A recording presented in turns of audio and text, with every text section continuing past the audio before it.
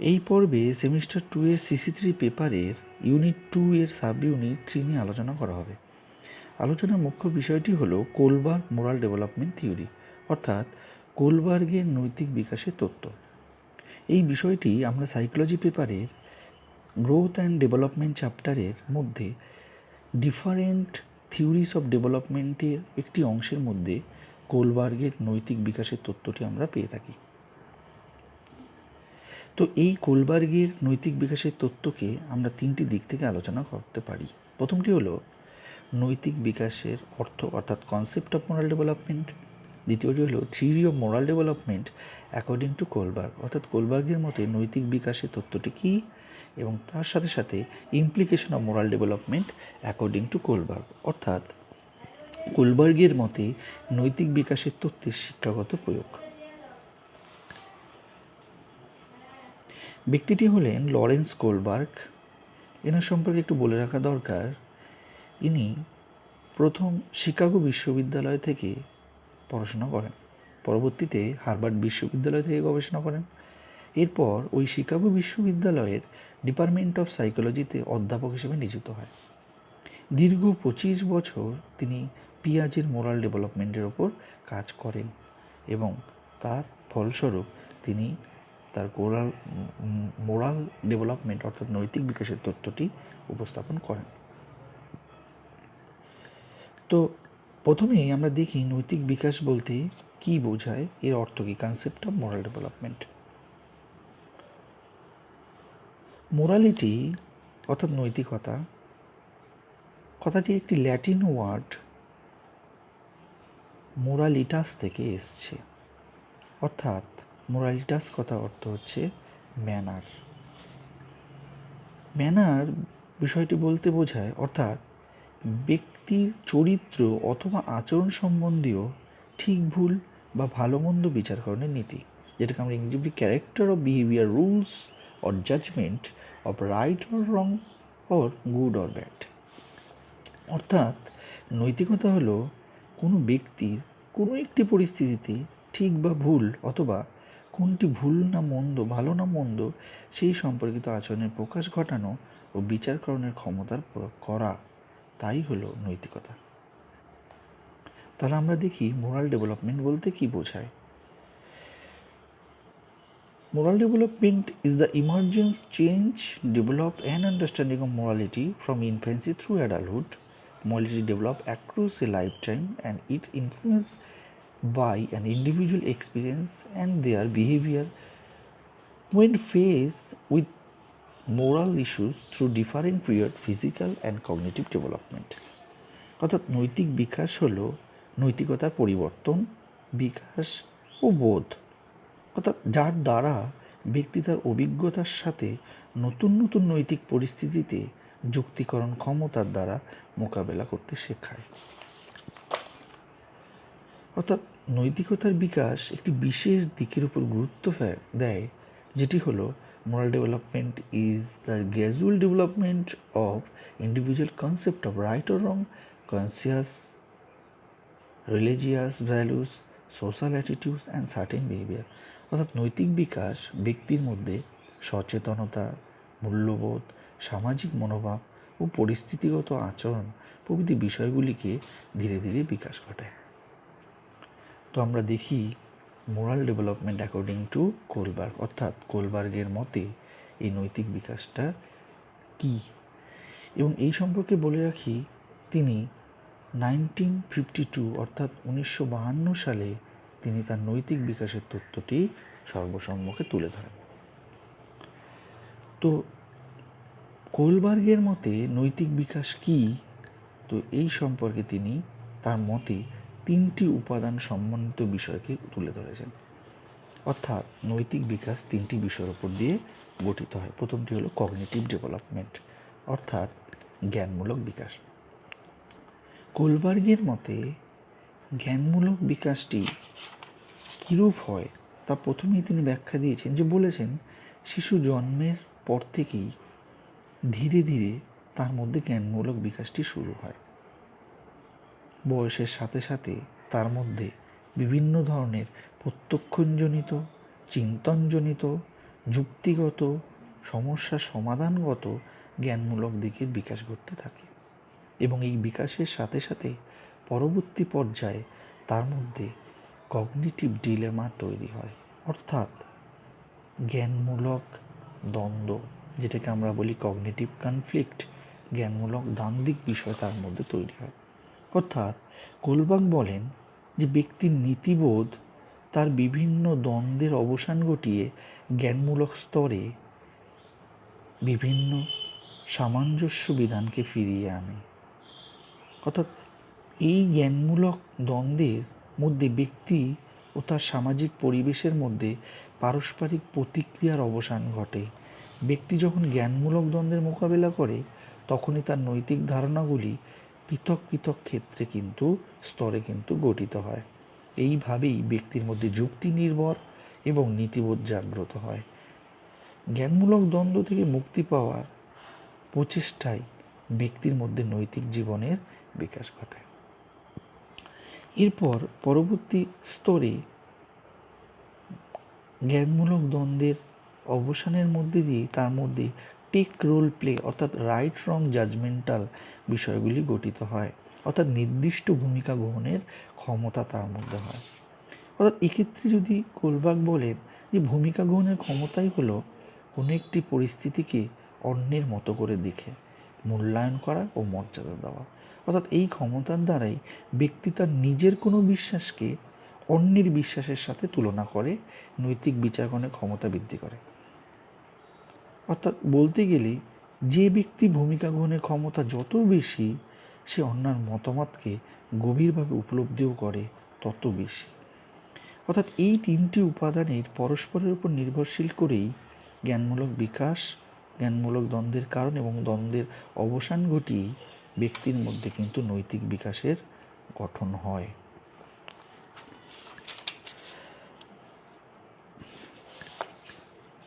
এক্ষেত্রে একটু বলে রাখি, অর্থাৎ কোলবার্গ তার গবেষণার মধ্যে এইরূপ বিভিন্ন দ্বন্দ্বের জায়গা থেকেই তিনি, অর্থাৎ তার বিশেষ গবেষণার অংশের তিনি বিভিন্ন ধরনের দ্বান্দ্বিক বিষয়গুলিকে তুলে ধরেন এবং তিনি তার নাম দেন মোরাল ডিলেমা, অর্থাৎ নৈতিক দ্বন্দ্বের। তিনি বিভিন্ন ধরনের নৈতিক দ্বন্দ্বগত গল্পের মধ্যে দিয়ে তিনি নৈতিকতার বা নৈতিক বিকাশের বিষয়গুলিকে তুলে ধরেন। প্রথমেই একটি জায়গা থেকে তিনি উদাহরণস্বরূপ বলেছেন এবং তিনি একটি গল্পের মধ্যে দিয়ে তার দ্বন্দ্বের বিষয়টিকে তুলে ধরেছেন, হেঞ্চ ডিলেমা। অর্থাৎ এই ডিলেমাটি হলো হেঞ্চ ডিলেমার মধ্যে দিয়ে। বিষয়টি হলো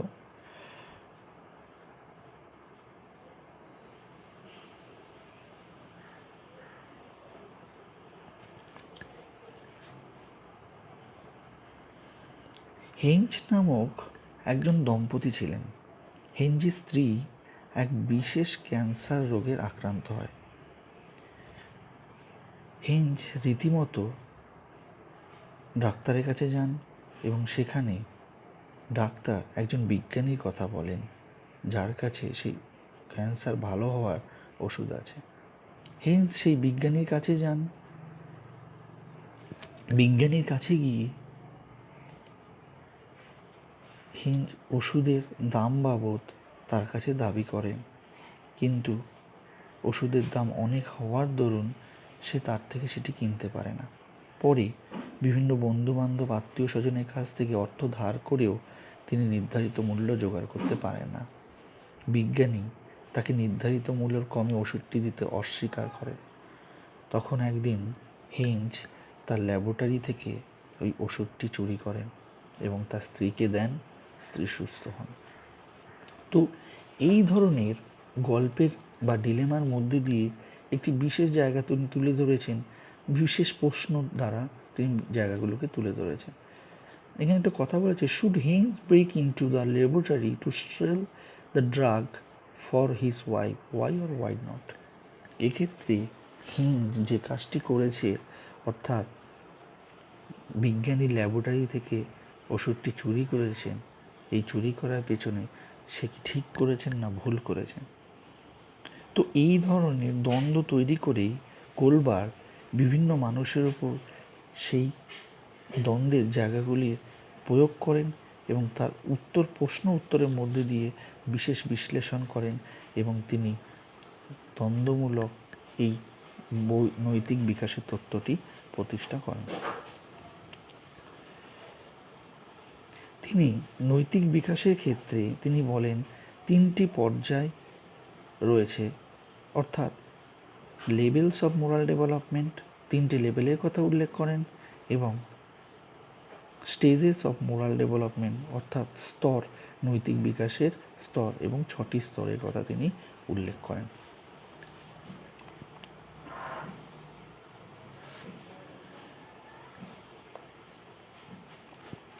লেভেলস অফ মোরাল ডেভেলপমেন্ট অর্থাৎ নৈতিক বিকাশের পর্যায়গুলি কি, সেখানে 3টে পর্যায়কে তুলে ধরেছেন। একটা বলছে প্রি কনভেনশনাল লেভেল, একটি বলছে কনভেনশনাল লেভেল এবং আরেকটি হচ্ছে post conventional level. Pre conventional level অর্থাৎ প্রাক সংস্কারমূলক নীতিবোধের পর্যায়, অর্থাৎ প্রাক সংস্কারমূলক নীতিগত পর্যায় অর্থাৎ বলতে বোঝায়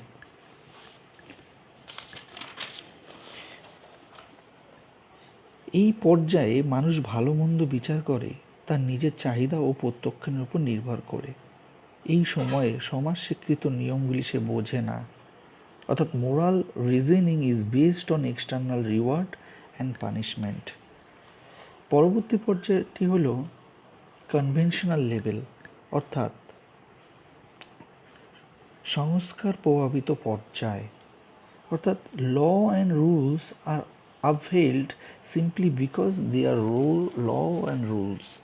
অর্থাৎ এক্ষেত্রে দেখা যায় যে পরিবার সদস্য, সমাজের মানুষ, ঐতিহ্য, সামাজিক নিয়মকানুন, রাষ্ট্রের আনুগত্য প্রভৃতি বিষয় ভিত্তিতে মানুষ তার ঠিক ভুলকে কিন্তু বিচার করে। এই পর্যায়ে সে ছোটদের মতো দলের মতামতকে সে গুরুত্ব দেয় এবং ধীরে ধীরে তার ভাবনাকে পরিধি এবং বিস্তৃত করে। এর পরবর্তী পর্যায়টি হলো পোস্ট কনভেনশনাল লেভেল অর্থাৎ reasoning based on personal moral standard. অর্থাৎ এই পর্যায়ে মানুষ নিজের ব্যক্তিগত নীতি দ্বারাই কিন্তু ভালো মন্দ বিচার করে এবং সেই বিচার সবসময় সমাজ স্বীকৃত নাও হতে পারে এবং তা জেনেও সে কাজটা ভালো বলতে পারে। এবং স্টেজেস অফ মোরাল ডেভেলপমেন্ট অর্থাৎ নৈতিক বিকাশের বিভিন্ন স্তরগুলি কী, একটু বলে রাখা দরকার যে প্রত্যেকটি পর্যায়ে অর্থাৎ 3টি পর্যায়ের মধ্যেই কিন্তু 2টি করে তিনি স্তরের কথা উল্লেখ করেন এবং এই নিয়ে তিনি 6টি স্তরকে কিন্তু তিনি উল্লেখ করেন। প্রথম স্তরটি হল পানিশমেন্ট ওবিডিয়েন্স ওরিয়েন্টেশন অর্থাৎ শাস্তিবাধ্য নীতিবোধের স্তর। শাস্তিবাধ্য নীতিবোধের স্তর বলতে বোঝায় যে এখানে কোন কাজটা ঠিক বা ভুল সেটা ঠিক হয় ব্যক্তির নিজের শাস্তিবোধের ওপরে। অর্থাৎ এই স্তরে মানুষের প্রকৃতি নৈতিকতা কিন্তু সৃষ্টি হয় না। যে কাজ করলে শাস্তি পেতে হয় সেই কাজ কিন্তু উচিত নয়, এটাই কিন্তু তার নীতিবোধের মধ্যে পর্যায়। Person is this stage where rules to avoid punishment, a good or bad action is determined by its physical consequence। দ্বিতীয় স্তরটি হল ইনস্ট্রুমেন্টাল রিলেটিভিস্ট ওরিয়েন্টেশন অর্থাৎ ব্যক্তিকেন্দ্রিক নীতিবোধ। এটিকে আমরা পার্সোনাল রিওয়ার্ড ওরিয়েন্টেশনও বলা যায়। Right or wrong is now determined by what we are rewarded for and by doing what other want. Any concern for others is motivated by selfishness। অর্থাৎ এক্ষেত্রে ব্যক্তি নিজের স্বার্থের ভিত্তিতেই সে কোন কাজটা ঠিক বা ভুল বিচার করে। সে কাজ করলে তার নিজের স্বার্থ বা চাহিদা পরিতৃপ্ত হয় সেই কাজকেই সে কিন্তু ঠিক বলে মনে করে। অর্থাৎ ব্যক্তির নিজের চাহিদা পরিতৃপ্তিগত ঠিক বা ভুল সে বিচারকরণের ক্ষমতা হয়। তৃতীয় স্তরে বলা হয় good boy nice girl orientation অর্থাৎ এটিকে যদি বলা হয় এটিকে বলা হয় প্রত্যাশামূলক নীতিবোধের স্তর। To a person in this stage, good means nice. One behavior is determined by what place and it approved by others. এক্ষেত্রে বলা হয় যে এখানে কোন কাজটি ঠিক বা ভুল সেটা ঠিক হয় অন্যেরা সেই কাজকে ঠিক না ভুল বলছে তার উপর। অর্থাৎ যে কাজ করলে অন্যের প্রশংসা পাওয়া যায় সেই কাজটাই কিন্তু ঠিক বলে কিন্তু মনে করা হয়। স্টেজ 4 অর্থাৎ চতুর্থ স্তরে বলা হয় ল অ্যান্ড অর্ডার ওরিয়েন্টেশন, অর্থাৎ সমাজ নিয়ন্ত্রিত নীতিবোধের স্তর। When deciding a punishment for a given wrongdoing, law or absolute, in this case authority, must be respected and the social order maintained. অর্থাৎ এক্ষেত্রে বলা হয় সমাজ বা রাষ্ট্রের নিয়মনীতি মেনেই যে কাজ করা হয় সেই কাজকেই কিন্তু ঠিক বলে মনে করা হয় এবং যে সামাজিক নিয়মনীতিকে মান্য করে সেগুলি কিন্তু ঠিক বলে মেনে কাজ করা হয়। পঞ্চম স্তরে বলা হয় সোশ্যাল কন্ট্যাক্ট ওরিয়েন্টেশন, অর্থাৎ সামাজিক চুক্তি নিয়ন্ত্রিত। অর্থাৎ good is determined by socially agreed upon the standard of individual right. It is an understanding of social mutuality and a genuine interest in the welfare of other. অর্থাৎ সমাজ স্বীকৃত মানুষ যে অধিকার রয়েছে তার উপর ভিত্তি করে সে কিন্তু ভালো মন্দ কিন্তু বিচার করে এবং সে মনে করে সমাজের ভালো মন্দের দ্বারাই কিন্তু সমাজের আইন এই বিষয়গুলির দ্বারা কিন্তু প্রকৃষ্টভাবে প্রেক্ষাপটে কিন্তু গ্রহণযোগ্য হয়। আইন তার আচরণকে নিয়ন্ত্রণ করে সেই জেনে আইন সম্পর্কিত সমাজ প্রভৃতির স্বীকৃতি, তাই আইনকে সামনে রেখে তার নৈতিক আচরণ প্রকাশ পায়। এই ধরনের আচরণ কিন্তু ব্যক্তি করে।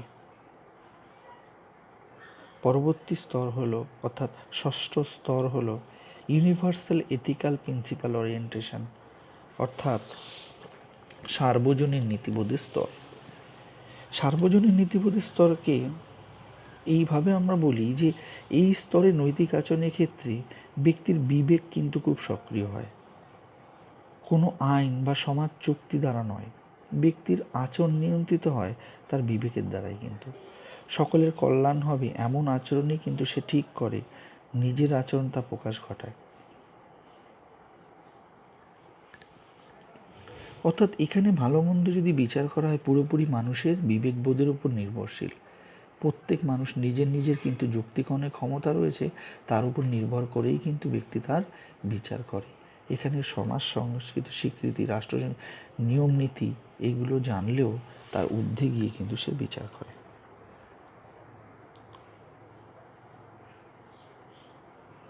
লাস্ট পর্যায়ে আমরা এসেছি, সেটিকে আমরা বলি implication of moral development according to Kohlberg. কোলবার্গের মতে মোরাল ডেভেলপমেন্ট অর্থাৎ নৈতিক বিকাশের প্রয়োগিত দিকগুলি কী তা বিশ্লেষণ করা হয়। প্রথমেই বলা হয় ক্রিয়েট ডিলেমা, অর্থাৎ এই যে দ্বন্দ্ব এবং দ্বন্দ্বমূলক বিভিন্ন ধরনের গল্প, এই বিষয়গুলোকে কিন্তু তৈরি করা এবং দ্বান্দ্বিক বিষয়গুলির মধ্যে দিয়ে কিন্তু তার মধ্যে নৈতিক বিকাশ ঘটা। কীরকম বলছে কগনিটিভ ডেভেলপমেন্ট ঘটানো, অর্থাৎ জ্ঞানমূলক বিকাশ ঘটানো, সাথে সাথে তার মধ্যে জ্ঞানমূলক দ্বন্দ্বের সৃষ্টি রাখা এবং ছাত্র শিক্ষার্থীদের মধ্যে পিয়ার রিলেশন, অর্থাৎ তাদের মধ্যে গ্রুপ তৈরি করা এবং রোল টেকিং অপরচুনিটি তাদের মধ্যে তৈরি করা। অর্থাৎ শিক্ষাক্ষেত্রে এই ক্রিয়েট ডিলেমাটা কিন্তু তৈরি করতে হবে।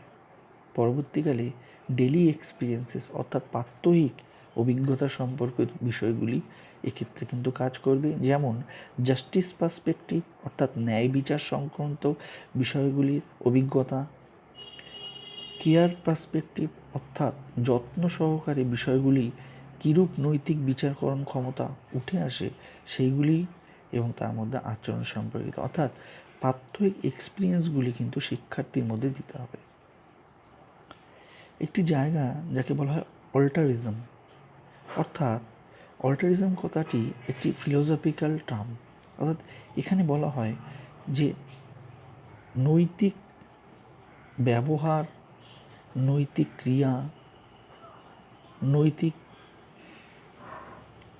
পেশনা, তার মধ্যে নৈতিক নিয়ম নীতি এবং নৈতিক চিন্তন, এই বিষয়গুলির দ্বারা, যুক্তিগত দিকের দ্বারাই কিন্তু শিক্ষার্থীর মধ্যে অল্টারিজম অর্থাৎ সর্বযুক্তি সম্পর্কিত বিষয় কিন্তু তার মধ্যে গড়ে ওঠে এবং এগুলি কিন্তু কোলবার্গের নৈতিক বিকাশের তত্ত্ব থেকে কিন্তু উঠে আসে।